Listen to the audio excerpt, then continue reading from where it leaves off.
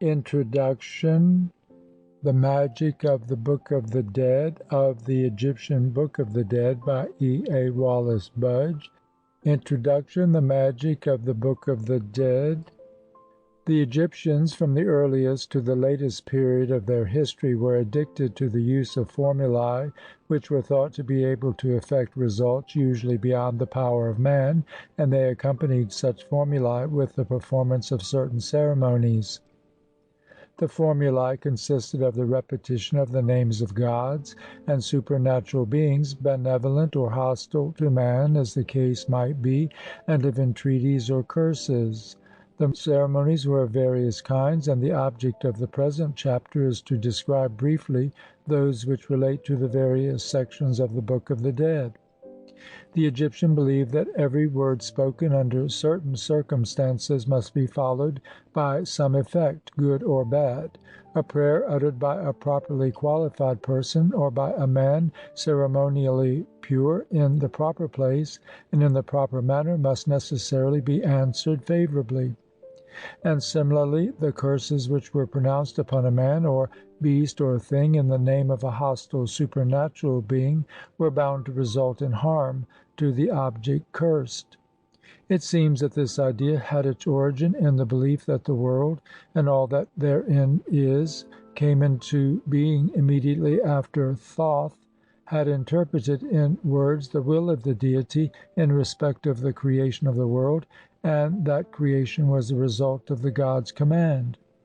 In very early times the Egyptian called in the professional religious man to utter words of good omen over the dead body of his relative or friend, and later the same words, written upon some substance and buried with him, were believed to be effectual in procuring for him the good things of the life beyond the grave. In the text on the Pyramid of Unas is a reference to something written which the deceased was supposed to possess, in the following words: "The bone and flesh which have no writing are wretched, but behold, the writing of Unas is under the great seal, and behold, it is not under the little seal." And in the text on the Pyramid of Pepi I we find the words: "The uraeus of this Pepi is upon his head, there is a writing on each side of him, and he hath words of magical power at his 2 feet." Thus equipped, the king enters heaven. In the reign of Cheops, however, we are told that his second son Herutataf brought to the court a man who possessed magical powers, and who was able to join the head to a decapitated body, and to make the complete body live again as before. When Cheops ordered the head to be struck off from a prisoner, that the sage might fasten it on again, the sage excused himself from performing this difficult task. But when a goose was brought, and its head was cut off, and laid on one side of the room, and the body on the other, he spake certain magical words, whereupon the goose stood up and began to waddle, and the head began to move towards it. When the head had joined itself again to the body, the bird stood up and cackled. Thus, in that remote period, a man claimed to be able to restore life to decapitated creatures by means of words of magical power, and it seems that the belief in the efficacy of the words of Thoth was already well established. In the late period, the mourner consoled himself by asserting that the Book of the Dead, prepared for his dead relative or friend, had been written by the fingers of the god Thoth himself. A common way to effect certain results, good or evil, was to employ figures made of various substances, chiefly wax, or amulets made of precious stones and metals in various forms. Both figures and amulets were inscribed with words which gave them the power to carry out the work assigned to them by those who caused them to be made. It is well known that the Egyptians believed that the qualities and much else, including the ka of a living original, could be transferred to an image thereof by means of the repetition over it of certain formulae, and a good or evil act done to a statue or figure resulted in good or evil to the person whom it represented. In the West Kar Papyrus we are also told that the wife of a high Egyptian official called Aba Anar fell in love with one of the king's followers, and that she sent to him and told him of her desire. Subsequently the pair met in the woman's garden, and they passed the day in drinking and in pleasure. On the morrow the husband was told of his wife's conduct, and he determined to punish both with death. Having sent for his ebony box bound with fine metal, he made a waxen crocodile a few inches long, and having recited magical formulae over it, he gave it to his chief servant, and told him to throw it into the water when he saw his wife's paramour going to bathe in the evening.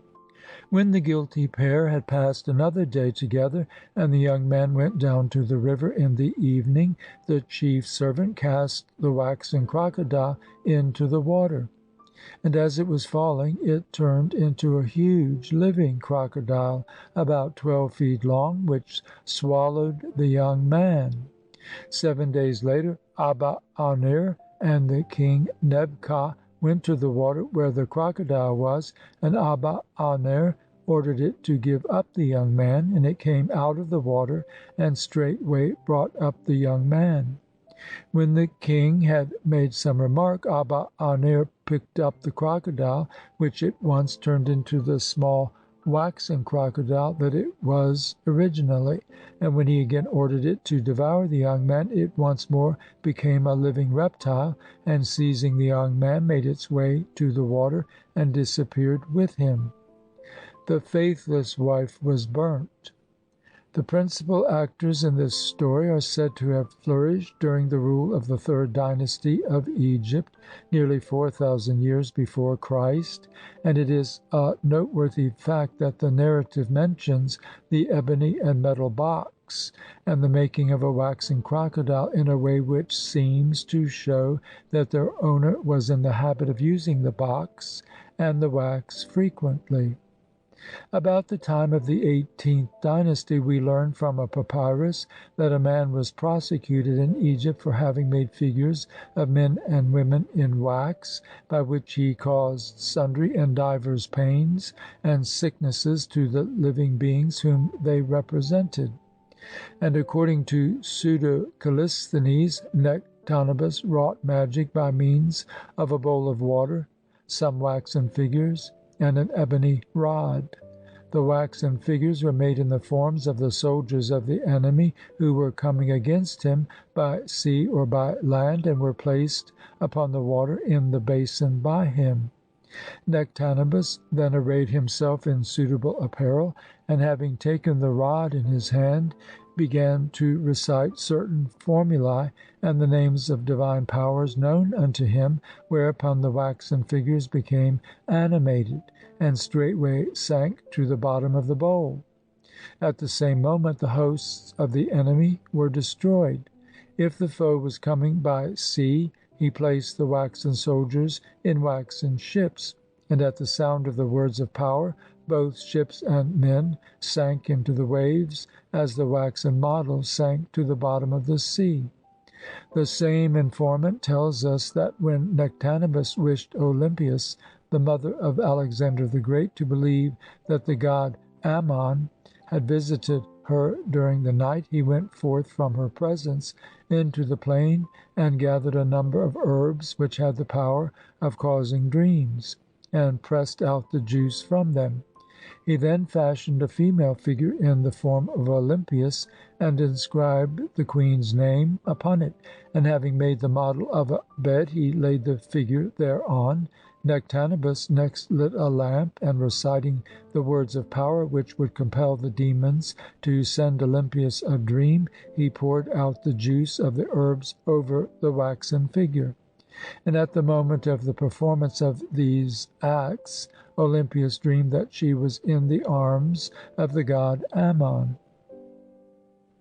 A tradition also exists to the effect that Aristotle gave to Alexander the Great a number of waxen figures nailed down in a box, which was fastened by a chain, and which he ordered him never to let go out of his hand, or at least out of that of one of his confidential servants. The box was to go wherever Alexander went, and Aristotle taught him to recite certain formulae over it whenever he took it up or put it down. The figures in the box were intended to represent the various kinds of armed forces that Alexander was likely to find opposed to him.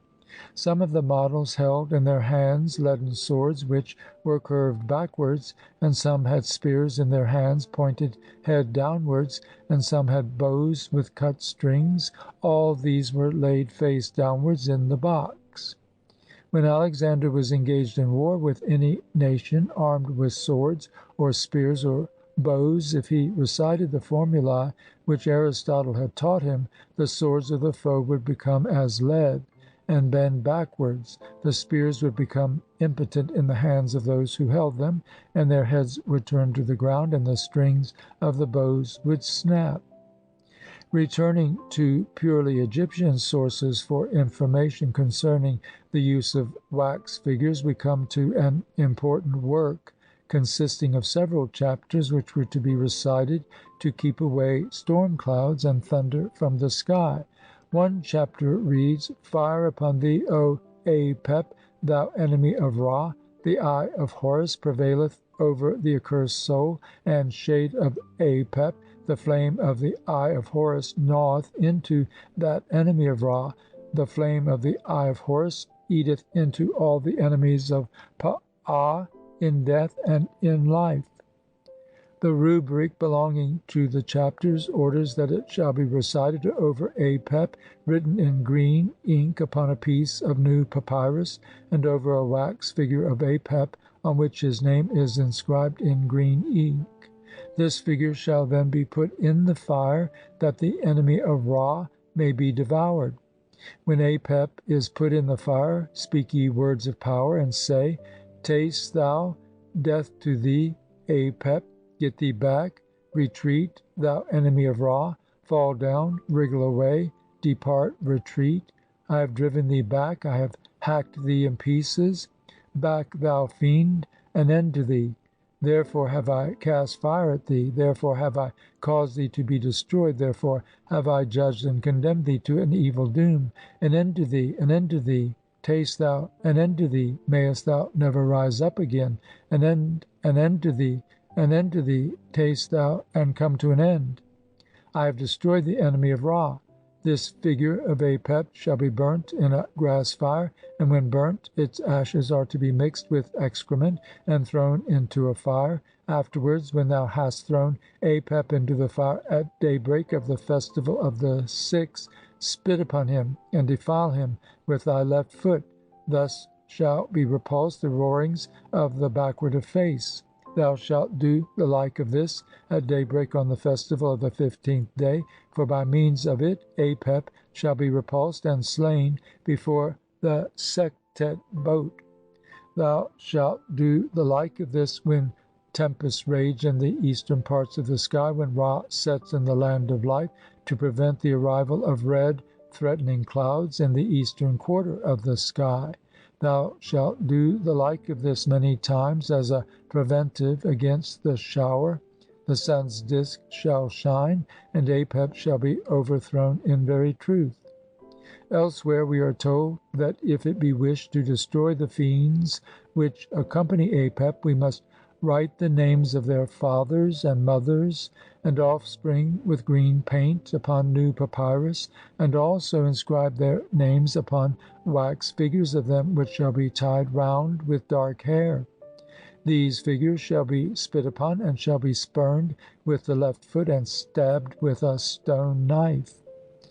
The most important mention of figures in the Book of the Dead occurs in the 6th chapter, which, properly speaking, forms one of the texts that accompany the scenes of the funeral chamber as exhibited in chapter 151. When the Egyptian in very early days conceived the existence of the Elysian fields, it occurred to him that the agricultural labors which would have to be carried out there might entail upon himself toil and fatigue. To avoid this, a short chapter 5 was drawn up, the recital of which was believed to free the deceased from doing any work in the underworld, but it was felt that the work must be done by some person or thing, and eventually it became the custom to bury a figure or figures of the deceased with him in his tomb, so that it or they might perform whatever work fell to his share. It is probable that in semi-savage times the wealthy Egyptian's burial was accompanied by the slaughter of several slaves, who were supposed to follow him to the next world and to minister to his wants there. The figures which were buried with the dead in the later times seem to have taken the place of the slaughtered slaves. To these figures the Egyptian gave the name Ush-Abtiu, a word which is commonly rendered by respondents or answerers, and they are often described in modern times as the working figures of Hades. They are made of stone of various kinds, wood, faience, etc. I know of none earlier than the 11th dynasty. They are inscribed with a text in which the deceased says, "If I be called, if I be adjudged to do any work whatsoever of the labors which are to be done in the underworld by a man in his turn, let the judgment fall upon thee instead of upon me always, in the matter of sowing the fields, of filling the water courses with water, and of bringing the sands of the east to the west." To this the Shabti figure makes reply, "Verily I am here, and will come whithersoever thou biddest me." Several of the chapters of the Book of the Dead are followed by rubrics which give directions for the performance of certain magical ceremonies, and among them may be specially mentioned the following. Chapter 13. This chapter was to be recited over 2 rings made of Ankh-Ham flowers. One was to be laid on the right ear of the deceased, and the other was to be wrapped up in a piece of byssus whereon the name of the deceased was inscribed. Chapter 19. This chapter was to be recited over the divine chaplet, which was laid upon the face of the deceased, while incense was burnt on his behalf. Chapter 100. This chapter was to be recited over a picture of the boat of the sun, painted with a special ink upon a piece of new papyrus, which was to be laid on the breast of the deceased, who would then have power to embark in the boat of Ra and to journey with the god. Chapter 125. The judgment scene was to be painted upon a tile made of earth, upon which neither the pig nor any other animal had trodden, and if the text of the chapter was also written upon it, the deceased and his children will flourish for ever, his name would never be forgotten, and his place would henceforth be with the followers of Osiris. Chapter 130. This chapter was to be recited over a picture of the god Ra, wherein a figure of the deceased sitting in the bows was drawn. This done, the soul of the deceased would live for ever. Chapter 133. This chapter was to be recited over a faience model of the boat of Ra, 4 cubits in length, whereon the figures of the divine chiefs were painted. Painted figures of Ra and of the khu of the deceased were to be placed in the boat.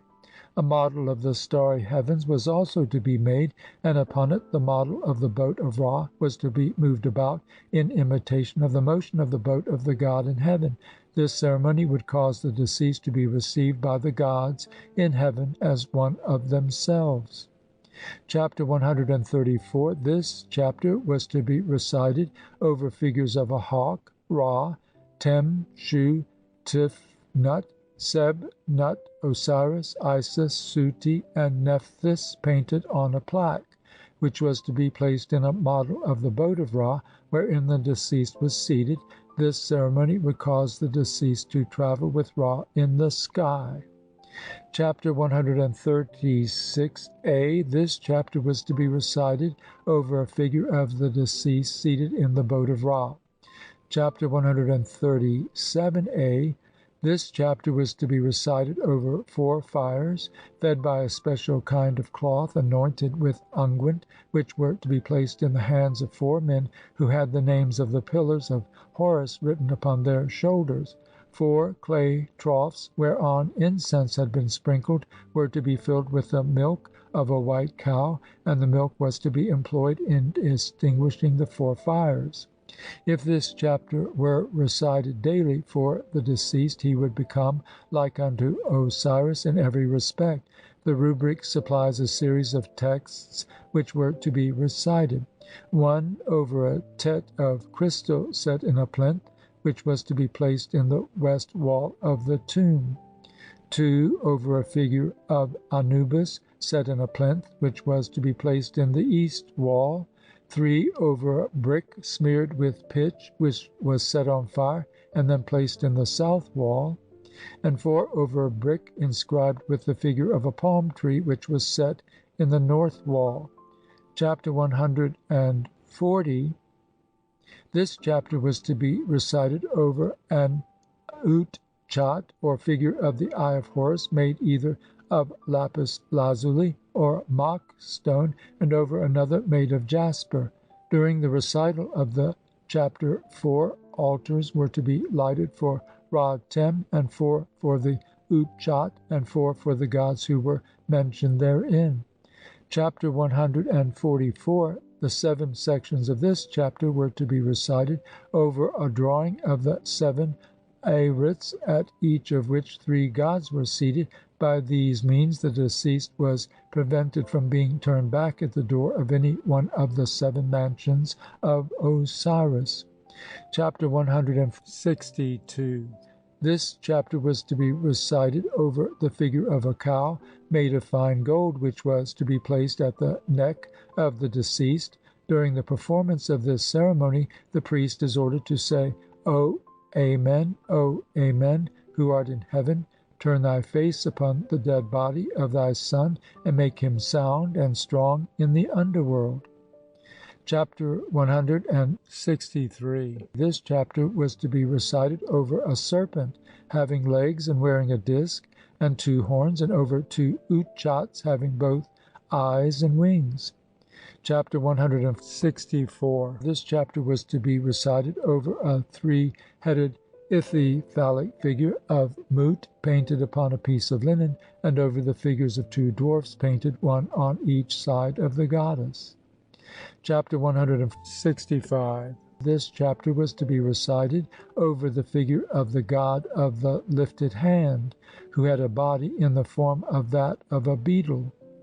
Besides these, a number of chapters have rubrics varying in length from 2 to 20 lines, which declare that if the deceased be acquainted with their contents, or if they be inscribed upon his coffin, they will enable him to attain great happiness and freedom in the world beyond the grave.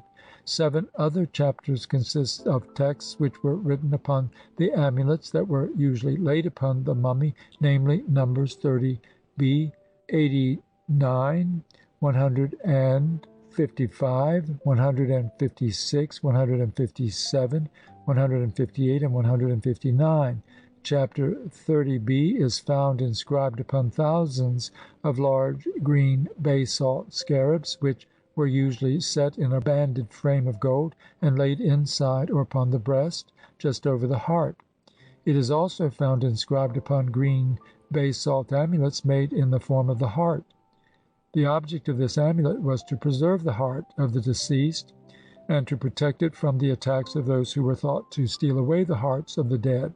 Its use is as old as the 4th dynasty, in which period the text was not cut but painted upon it. Chapter 89, which was written to ensure the union of the soul with the body in the underworld, was recited over the human-headed hawk, made of gold and inlaid with precious stones, which was laid upon the neck of the mummy. Examples of this amulet have been found with a few words of the chapter inscribed upon them. Chapter 155 is found inscribed upon tets made of gold and precious stones, which have been found attached to the neck of the mummy. This amulet represents the tree trunk with 4 branches pointing to the 4 cardinal points which contained the dead body of Osiris, and it bestowed upon its possessor stability and lasting preservation. Chapter 156 is found inscribed upon several carnelian buckles which have been found attached to the neck of the mummy. This amulet gave to the deceased the powers which were enshrined in the blood and power and enchantments of the goddess Isis. Chapter 157 is found inscribed upon gold vultures which have been found attached to the neck of the mummy. This amulet gave the deceased the protection of the goddess Isis, such as she exercised on behalf of her own son Horus. Chapter 158 was inscribed upon the collar of gold which was placed on the neck of the mummy. This amulet gave the deceased freedom from the bandages with which he was swathed. Chapter 159 is found inscribed upon several mother of emerald scepters which were attached to the neck of the mummy. This amulet gave protection or strength to the deceased. Chapter 162 is found inscribed upon circular pieces of papyri laid down upon cartonnage backs, commonly known as hypocephali. They were placed under the back of the head of the mummy, and by this warmth, similar to that which he possessed upon earth, was imparted. Chapter 166 is found inscribed upon small pillows made of hematite and other substances. As the ordinary pillow raised the head of the mummy from the bed of the coffin, so this amulet raised the head of the deceased in the horizon and prevented it from being laid low. Finally, figures of the gods in metal, stone, faience, wood, wax, etc., were attached to the mummy in order to place it under the special protection of the deities whom they represented. The following are the amulets which are commonly found in Egyptian tombs and their significations. 1. Thet, buckle, the protection of the blood, power, and incantation of Isis. 2. Tet, tree trunk, stability, firmness, lastingness. 3. Mut, mother, the protection of the goddess Isis, who in the form of a vulture protected her son Horus and bewailed her husband Osiris. 4. Asek, collar, freedom from the fetters of the bandages. 5. Uach, scepter, green youth, vigor, to flourish and to renew youth. 6. Urs, pillow, the lifting up of the head and body. 7. Ab, heart, the seat of life and source of good and evil thoughts. The heart of green basalt was connected with chapter 30b, the heart of lapis lazuli with chapter 26, the heart of mother of emerald with chapter 27, and the heart of carnelian with chapter 29b. 8. Ankh, the object which this hieroglyphic represents is not known, but it means life and symbolizes the life which the gods live. 9. Utchat, eye of Ra or Horus, good health, safe, sound, protection. 2 Utchats typify the 2 eyes of Ra and the sun and moon. 10. Nefer, a musical instrument, good luck, happiness, joy. 11. Sam, a tool, union, unity. 12. Kut, the sun on the horizon, the coming forth with the rising sun, and the abode of the blessed dead with Ra in the west. 13. Hetch, white crown, southern or upper Egypt. 14. Tesher, red crown, northern or lower Egypt. 15. Shen, the sun's orbit, eternity. 16. User, scepter, power. 17. Ren, a rope which enclosed the name of kings and royal persons. This sign is commonly known as cartouche. Name, the preservation of the name was considered to be of the highest importance, for the blotting out of a man's name brought with it eternal death. 18. Menat, an instrument, joy, pleasure, sexual pleasure, happiness. 19. Naha, an angle, protection. 20. Hefnu, frog, a new life, resurrection. 21. Sekhek, level, equilibrium, straightness. 22. Ket, staircase, steps, the steps whereon Ra rested in Khemennu, and whereon Osiris stands in the underworld. 23. Makhet, ladder, the ladder by which the deceased ascended into heaven. 24. Titche Bawi, 2 fingers, the fingers which the god extended to the deceased to enable him to enter heaven. 25. Ma'at, feather, what is straight, right, truth, law. 26. Khepur, beetle, the type of the self-begotten God, the creator of the gods and of heaven and earth and all that therein is, and the symbol of the resurrection. Finally, mention must be made here of the great importance attached by the Egyptians to the knowledge of the names of gods, supernatural beings, etc., and it seems that the deceased who was ignorant of them must have fared badly in the underworld. Thus in Chapter 1b it is said that the deceased knoweth Osiris and his names. In Chapter 99 the deceased is obliged to tell the names of every portion of the boat wherein he wishes to cross the great river in the underworld. In Chapter 125 Anubis makes him declare the names of the 2 leaves of the door of the hall of Osiris before he will let him in, and even the bolts and bolt sockets and lintels and planks will not allow him to enter until the deceased has satisfied them that he knows their names. Entrance into the 7 Arits or mansions could not be obtained without a knowledge of the names of the doorkeeper, watcher, and herald who belonged to each, and similarly the pylons of the domains of Osiris could not be passed through by the deceased without a declaration by him of the name of each.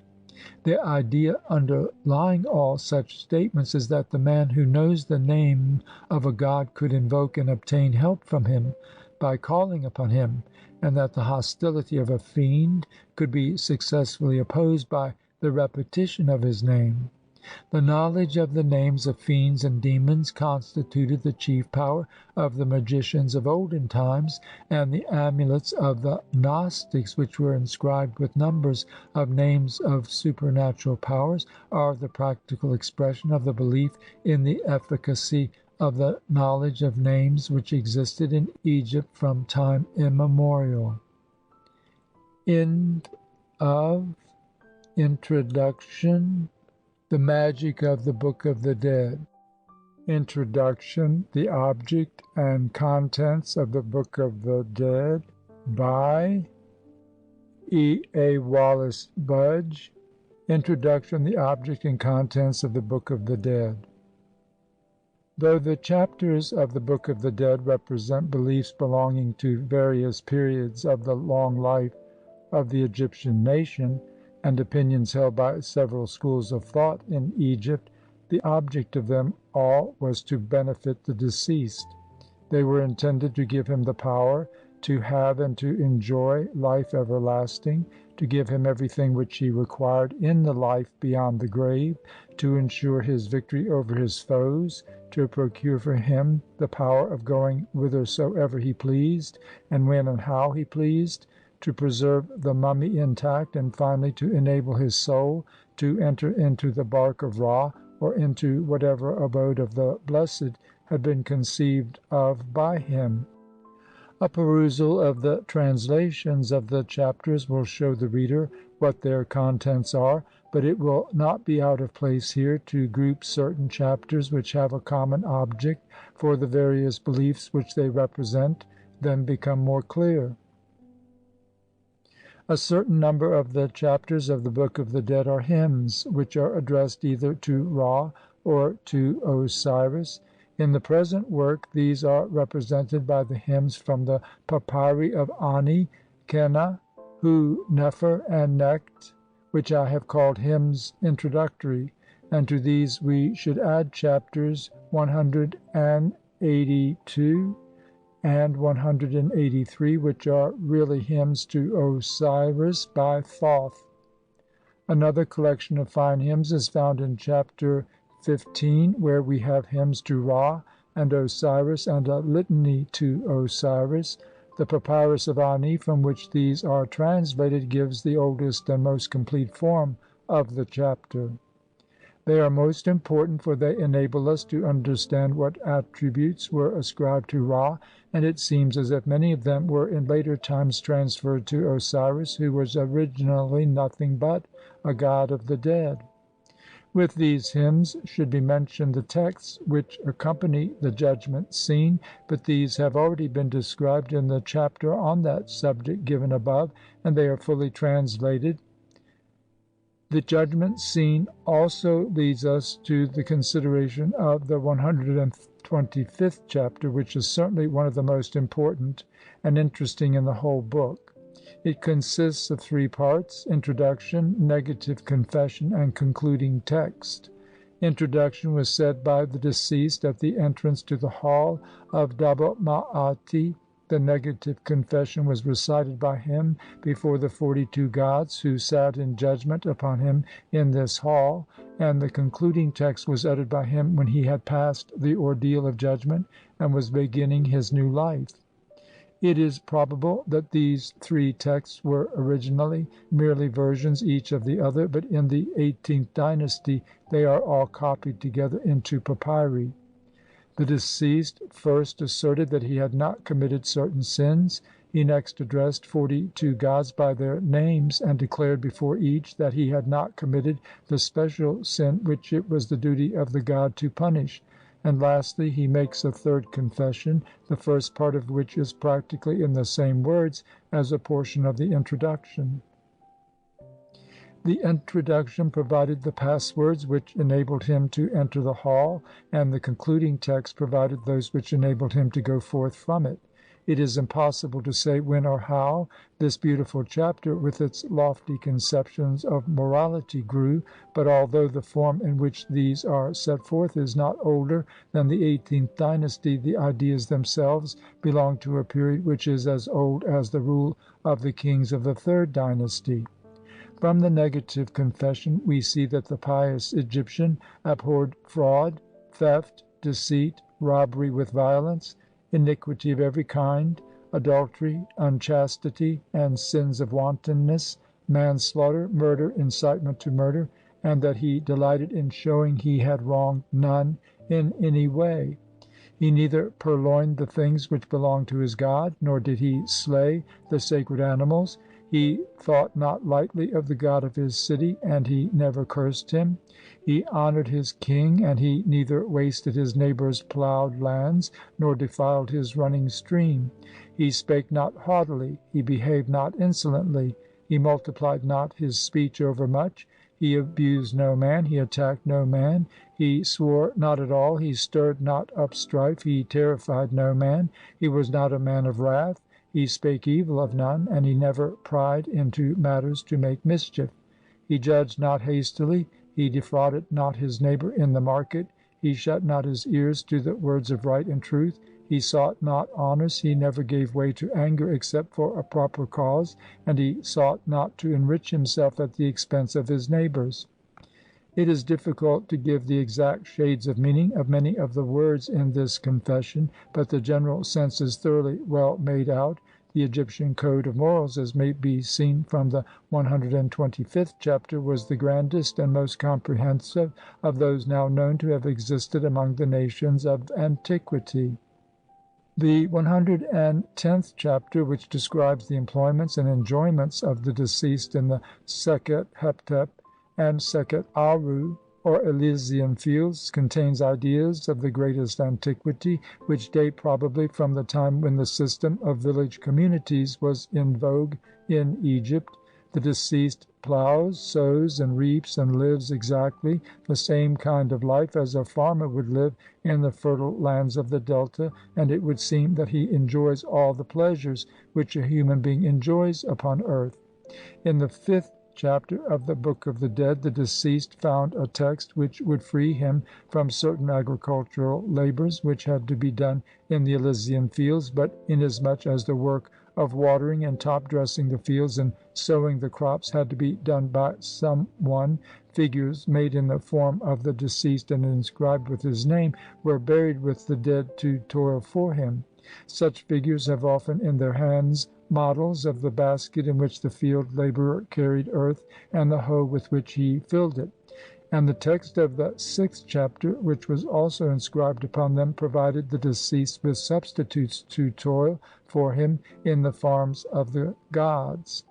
The reader will seek, and seek in vain, for many of the attributes of the prayers of Christian nations, and it is a noticeable fact that the Egyptian had no conception of repentance.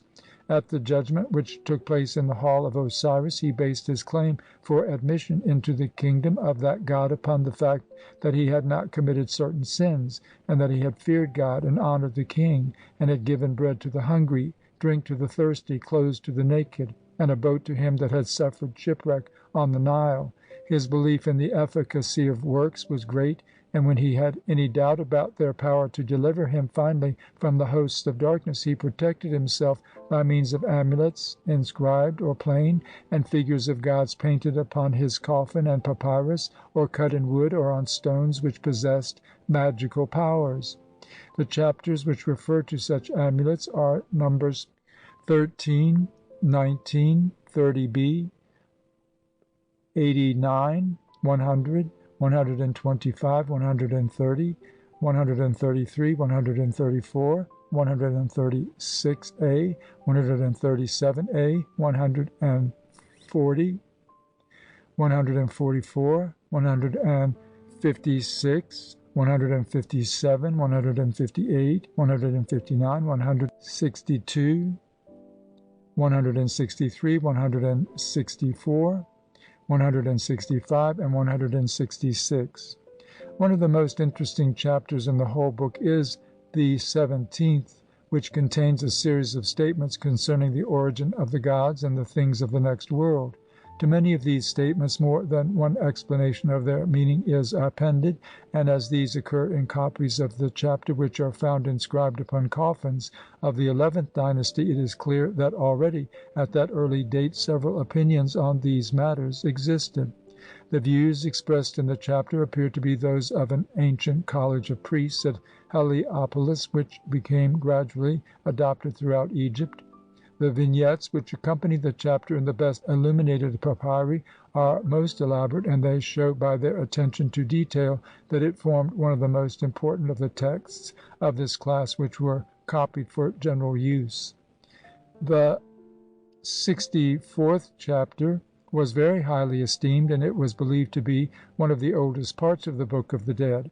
Already in the 11th dynasty it existed in two versions, one of which was thought to have been composed or edited in the 1st dynasty, and the other in the 4th dynasty.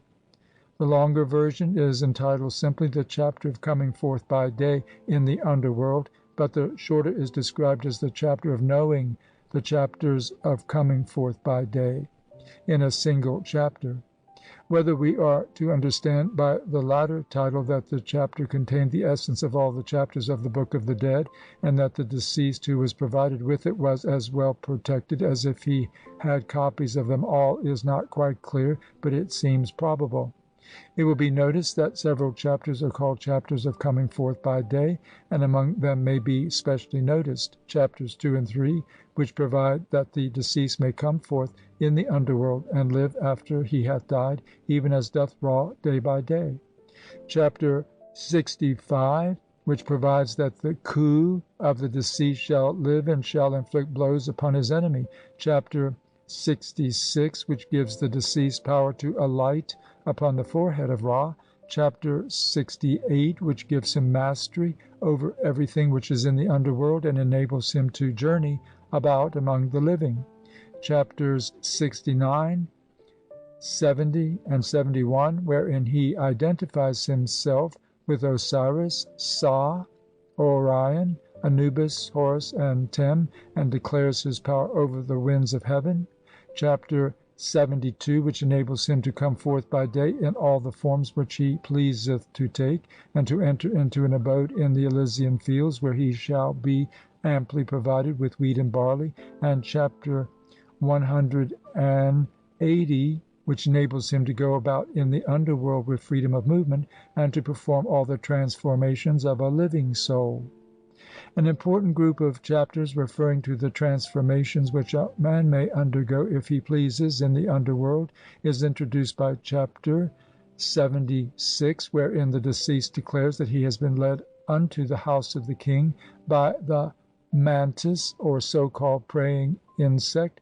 These chapters enable him to transform himself into a hawk of gold, chapter 77, into a divine hawk, chapter 78, into the governor of the divine sovereign princes, chapter 79, into the God who giveth light in the darkness, chapter 80, into a lotus, chapter 81a and chapter 81b, into the god Ptah, and into a living being in Anu, chapter 82, into a Bennu, phoenix, chapter 83, into a heron, chapter 84, into a living soul, chapter 85, into a swallow, chapter 86, into the serpent Sata, chapter 87, and into a crocodile, chapter 88.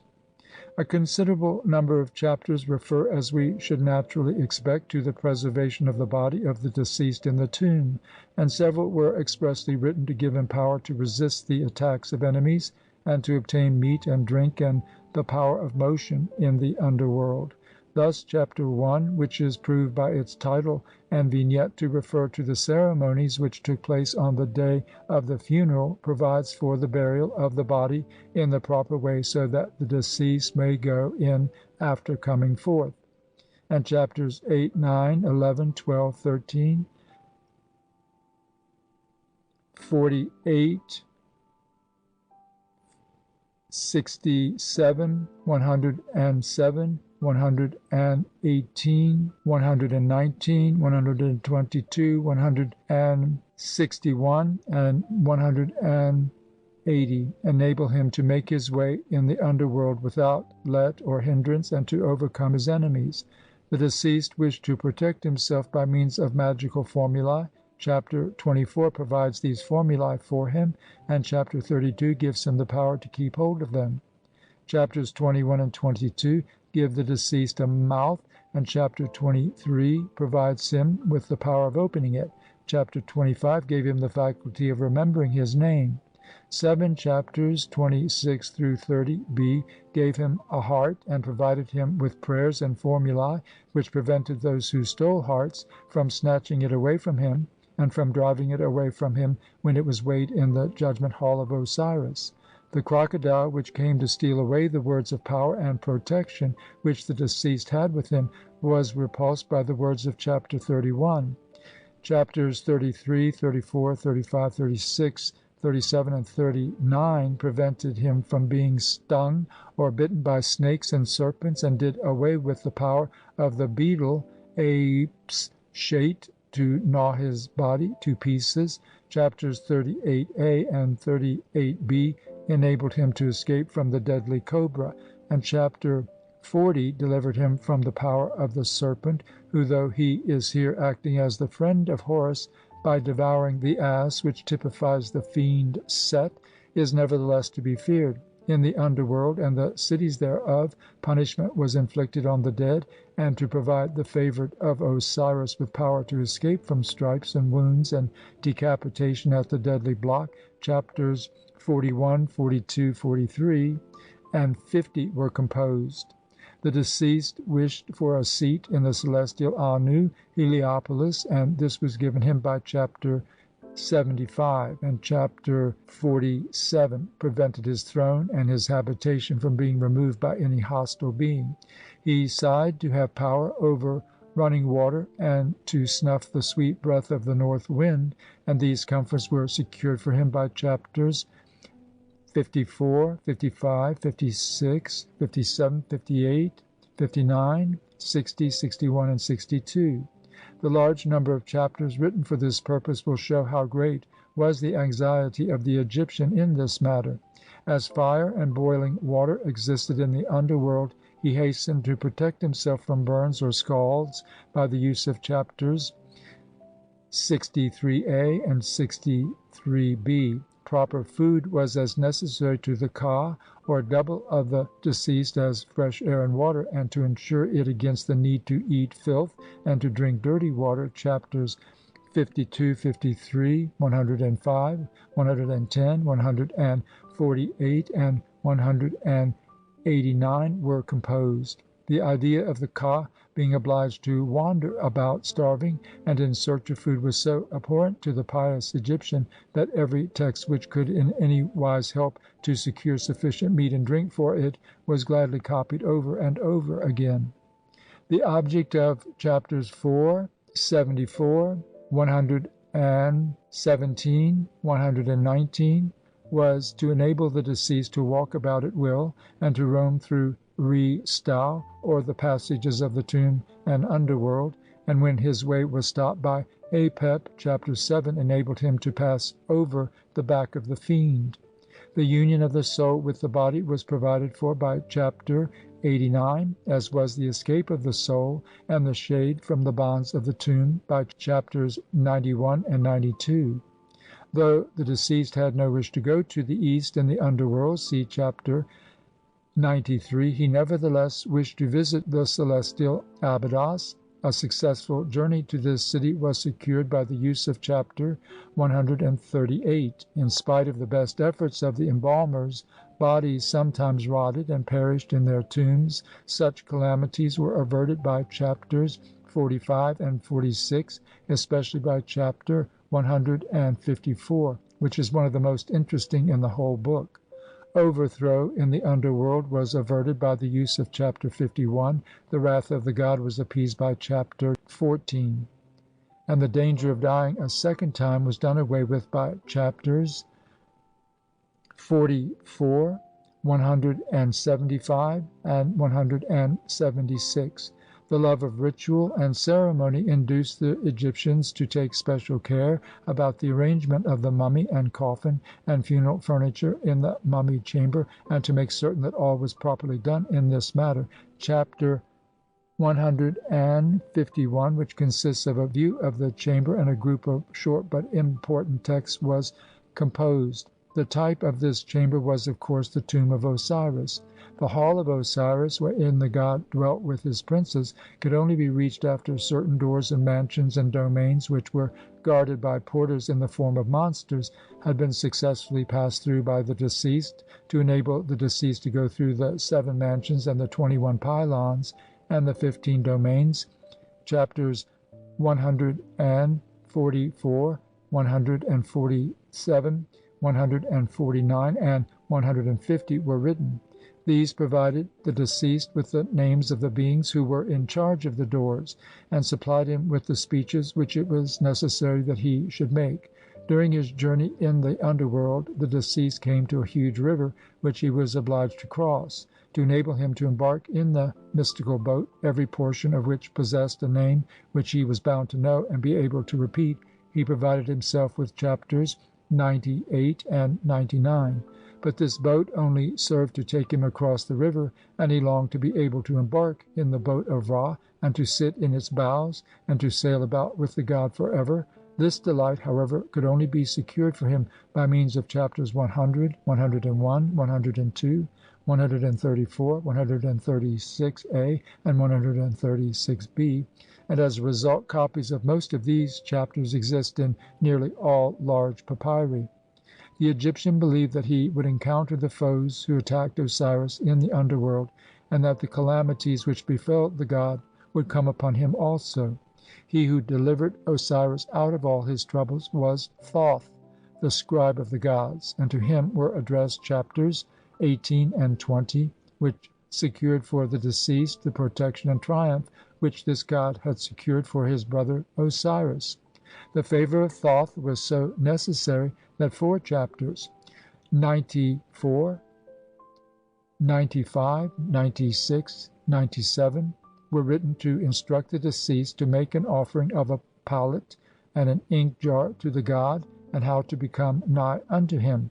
Before the deceased could roam at will in the underworld, it was necessary that he should know the deities of the chief cities of the four quarters of the land wherein he was. Chapters 107 and 108 enabled him to know the souls of Amentet, that is, of the west. Chapter 109 enabled him to know the souls of the east. Chapter 112 enabled him to know the souls of the city of Pe in the north. Chapter 113 enabled him to know the souls of the city of Nekhen in the south. Chapter 115 enabled him to know the souls of Anu, and chapters 114 and 116 enabled him to know the souls of the city of Kemenu, Hermopolis. In the underworld, the deceased was threatened by the danger of the snarer or fowler and his net, and chapters 153a and 153b were written to enable him to escape from them. Two chapters 169 and 170 provided for the establishing of the funeral bed of the deceased. Two chapters 168a and 168b set out at length the libations which it was necessary for him to pour out. Chapter 123 gave him power to enter the great house. Chapters 126, 127, 128, 185, and 186 supplied him with the prayers which had to be said to the holy apes, and to the gods who were the leaders and guides in the underworld, and to Osiris and Hathor. Chapter 132 enabled him to go back to see his house. Chapter 152 gave him power to build a house upon earth. Chapter 171 provided him with the girdle of purity. Chapters 103, 124, 131, and 181 gave him power to go in before the divine sovereign chiefs of Osiris and to be nigh unto Ra. Chapter 104 gave him a seat among the great gods, and chapter 184 brought him nigh unto Osiris. Chapter 130, which made perfect the Khu, was ordered to be recited on the birthday of Osiris. Chapter 133 made the Khu perfect before the great company of the gods. Chapter 135, which was to be recited on the day of the new moon, gave the deceased power to become like unto Thoth. Chapter 140, which was to be recited on the last day of the 6th month of the Egyptian year, enabled him to appear in glory before all the gods when the Utchat or Eye of Ra was full. And chapter 147 conferred upon him the power which the Utchat possessed, and enabled him to identify himself with it. Chapters 141 and 142 provided the text which a man was directed to recite for his father or for his son during the festival of Amentet. They made the deceased to be perfect with Ra and with the gods. And chapter 173 contained the addresses which Horus made to his father Osiris, and which were also assumed to be made to the deceased by Horus. Chapter 172 is a remarkable and beautiful composition in 9 sections, the contents of which were first made known in detail by M. Neville. In it the limbs of the deceased are described in highly poetical language, and the comparisons at times resemble the descriptions of the limbs of the beloved one in the Song of Solomon. 4 chapters 142, 163, 164, and 165 have no equivalents in the recensions of the Book of the Dead older than the 26th dynasty, and as they contain foreign words and foreign ideas, they are probably the work of non-Egyptian authors. Each of them is followed by a long rubric which orders certain curious amulets to be made and the performance of ceremonies. In chapters 174 and 177 and 178 we have extracts from the old Heliopolitan recension of the Book of the Dead, which was in use in the 5th and 6th dynasties, and the comparison of the texts which, thanks to M. Maspero, we are now able to make, is very instructive. We can see how misunderstandings of the meaning of certain passages arose through the want of adequate determinatives, and we can note how later copyists modified and adapted old texts to suit modern views. Thus, in the passage from the text of Unas, we have a reference to the love-making of the deceased, which is entirely omitted from the later copy of it given in the papyrus of Nebseni, and it seems as if the ideas expressed in it found no favour with the cultured mind of Nebseni, the great designer, draftsman, and artist, who was attached to the temple of Ptah at Memphis. In a similar manner it will be noticed that most of the coarse expressions and ideas which are found in the religious books of the old period have no counterparts in the Theban recension of the Book of the Dead. It will be seen from the above brief summary that although the contents of the papyri containing the Theban recension are miscellaneous, there are references to other works connected with the burial of the dead from which no extracts are given. Among such may be specially mentioned the texts which are connected with the performance of the ceremony of opening the mouth. But as it is impossible to give any adequate description of them in the space now left to me, I refer the reader to my papyrus of Ani. Introduction. The object and contents of the Book of the Dead. Introduction. A Book of the Dead of Nessie Khonsu, of the Egyptian Book of the Dead by E. A. Wallis Budge. Introduction. A Book of the Dead of Nessie Khonsu, a priestess of Amen, about BC 1000. This holy god, the lord of all the gods, Amen Ra, the lord of the throne of the two lands, the governor of Apt, the holy soul who came into being in the beginning, the great God who liveth by or upon Ma'at, the first divine matter which gave birth unto subsequent divine matter, the being through whom every other god hath existence, the one who hath made everything which hath come into existence since primeval times, when the world was created, the being whose births are hidden, whose evolutions are manifold, and whose growths are unknown, the holy form, beloved, terrible, and mighty in his risings, the Lord of wealth, the power, Khepera, who createth every evolution of his existence, except whom at the beginning none other existed, who at the dawn in the primeval time was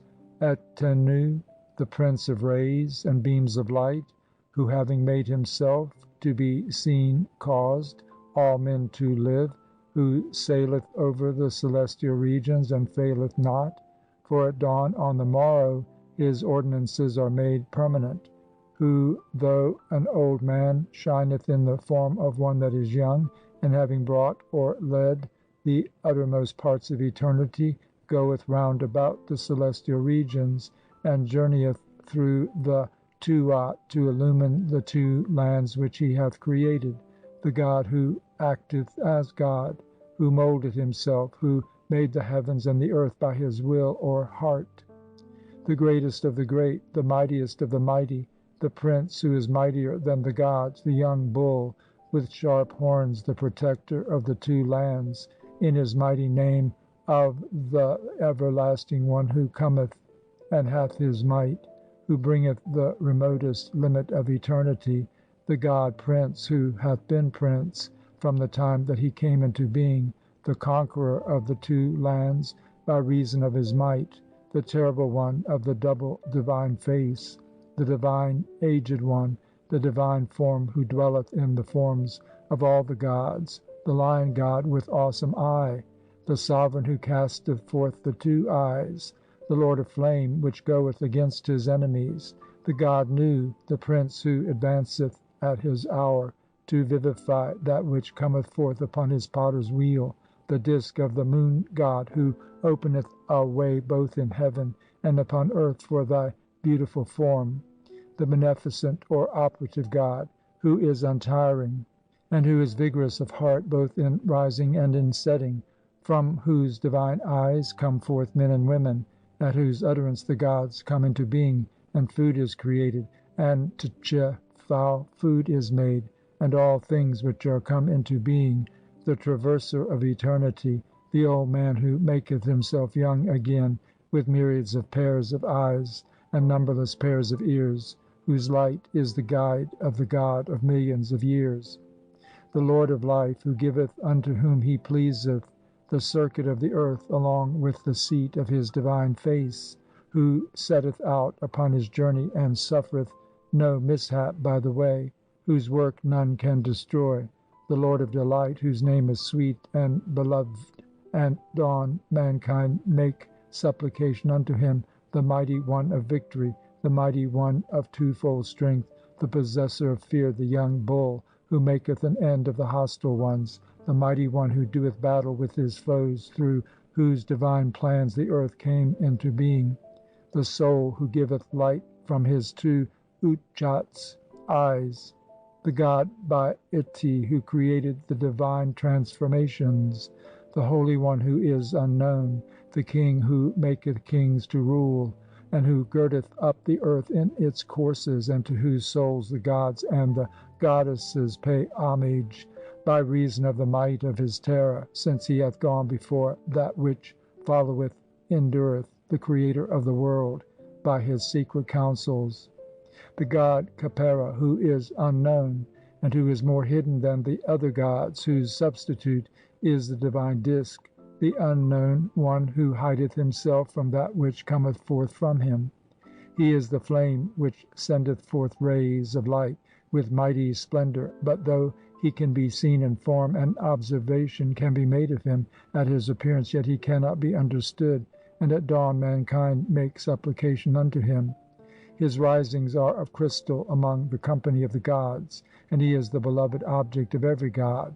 The god Nu cometh forward with the north wind in this god who is hidden, who maketh decrees for millions of double millions of years, whose ordinances are fixed and are not destroyed, whose utterances are gracious, and whose statutes fail not in his appointed time, who giveth duration of life, and doubleth the years of those unto whom he hath a favour, who graciously protecteth him whom he hath set in his heart, who hath formed eternity and everlastingness, the King of the south and of the north, Amen Ra, the King of the gods, the Lord of heaven and of earth, and of the deep, and of the two mountains, in whose form the earth began to exist, he, the mighty one, who is more distinguished than all the gods of the first and foremost company. Amen Ra, the King of the gods, the great God, the beginning of what hath come into being, hath sent forth his great and holy edict for the deification of Nesi Khonsu, the daughter of Ta Henu Tehuti, both in Amentet and in Neter Khert. And he saith, I deify Nesi Khonsu, the daughter of Ta Henu Tehuti, in Amentet, and I deify her in Neter Khert. I have granted that she shall receive water in Amentet, and funeral offerings in Neter Khert. I deify her soul and her body in Neter Khert, and I will not let her soul be destroyed therein. Nay, I deify her soul in Neter Khert, and I make it like unto that of every god and of every goddess who have been deified therein, and like unto that of everything whatsoever which hath been deified in Neter Khert. I have granted that every god and every goddess and every divine being and everything which hath been deified shall receive her in Neter Khert, and I have granted that all her kinsfolk shall receive her therein with a gracious reception. And I have granted that every good thing which cometh into being with a man when he assumeth this form, whether he be carried off into the underworld, or whether he become deified, or whether every good thing be wrought for him where he is, or whether he made to receive water and offerings, or whether he be made to receive his cakes from those which those who have been deified receive, or whether he be made to receive his divine offerings from those which those who have been deified receive, shall be done for her, so that it shall be with her. Amen Ra, the King of the gods, the great God, the Prince of that which hath come into being from the beginning, saith, I cause Nesi Khonsu, the daughter of Ta Hen Tehuti Ah, to make every kind of food and every kind of drink, which every god and every goddess who who have been deified in the underworld make. And I cause her to make every good thing which is with every god and every goddess who have been deified in the underworld, and by means thereof I have delivered my servant Pa Nechem from every evil thing. And I will not let any of the calamities which occur in the underworld fall upon Nesi Khonsu to do her harm. And I grant that her soul may come forth, and that it may enter in according to its desire, and never be repulsed. Amen Ra, the king of the gods, the great god, the prince of that which hath come into being from the beginning, saith, I have gone round, I have examined the heart of Nesi Khonsu, the daughter of Ta Hen Tehuti A, and she hath done no evil thing against Pa Nechem, the son of Auset M. Kebet. I have carefully examined her heart, and I have not let her attack his life, and I have not allowed her to attack his life through other folk. I have carefully examined her heart, and I have not let her do any evil thing unto him, such as is done against a living man. I have carefully examined her heart, and I have not allowed her to do by means of other folk any of the evil things which are done against a living man. Amen Ra, the king of the gods, the great god, the prince of that which hath come into being from the beginning, saith, I have caused her not to seek to do any evil thing which would cause death unto Pa Nechem, the son of Auset M. Kebet. I have carefully examined her heart, and she hath done no evil thing unto him in particular, nor any evil thing which could harm him in general. She hath not worked against him by means of any god or any goddess who has been deified, nor by means of any male Khu or of any female Khu who has been deified, and she hath not worked against him by means of any kind of beings whatsoever, who work schemes and plans so that beings of every kind may be obedient unto their words. I have carefully examined her heart, and see that she hath sought that which was good for him whilst he was upon earth, and I have caused her to seek in every way to give him a long life upon earth, and a life of health and soundness and power and strength and might, and I have caused her in every way to procure for him happiness wherever the sound of his words was heard. I have caused her to seek neither harm for him, nor anything which could inflict an injury upon man, nor anything which could cause evil to Pa Nechem, the son of Auset M. Kebet.